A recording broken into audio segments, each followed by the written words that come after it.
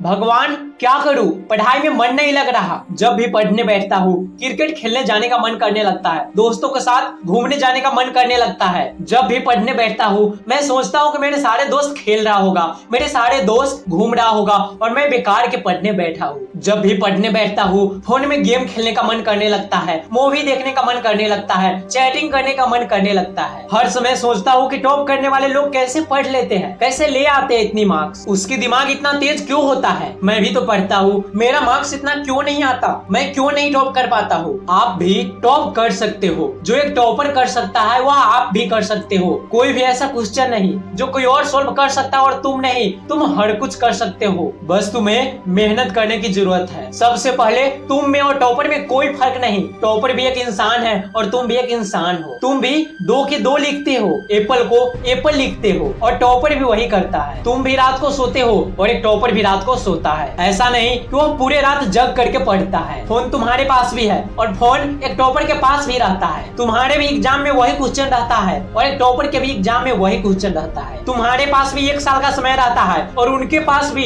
तो फिर अंतर क्या है। तुम में और एक टॉपर में फर्क सिर्फ एक चीज का है और वो है समय और स्थान। एक टॉपर को पता होता है कि अपना समय किस स्थान पे देना है, पढ़ाई के स्थान पर या खेल कूद के मैदान में। जैसे मुझे पता है कि फोन चलाने से मेरा समय बर्बाद होता है तो मैं अपनी पढ़ाई को सबसे पहले करूंगा और उसके बाद अगर समय बचेगा तो फोन चला करके बर्बाद करूंगा। खेल कूद वाले मैदान में या फोन में कोई आग नहीं लग रही है, ये बाद में भी खेल सकते हैं और बाद में भी फोन चला सकते हैं। लेकिन ये जो पढ़ाई का समय है, ये जो पढ़ाई का एज है, ये हमें बर्बाद नहीं करना है। सबसे पहले अपना सपना पूरा करो। और दूसरा अंतर है तुम्हारे और एक टॉपर में, तुम्हारा मकसद सिर्फ पढ़ना होता है, सिर्फ होमवर्क कंप्लीट करना होता है। बल्कि एक टॉपर का मकसद सिर्फ पढ़ना नहीं होता, बल्कि उसमें अपनी आत्मा लगा करके पढ़ना होता है। एक टॉपर पढ़ा हुआ हर दिन रिवीजन करता है क्योंकि उन्हें पता है कि वो सिर्फ पढ़ने के लिए नहीं पढ़ रहा है, उसे नॉलेज गेन करना है, उसे लाइफ में सक्सेस हासिल करनी है, उसे एग्जाम में टॉप करना है, उसे दुनिया में नाम करना है। और क्या फर्क होता है एक टॉपर में और एवरेज स्टूडेंट में। एवरेज स्टूडेंट क्लास में यहाँ वहाँ के बारे में सोचता रहता है, सर के बातों पे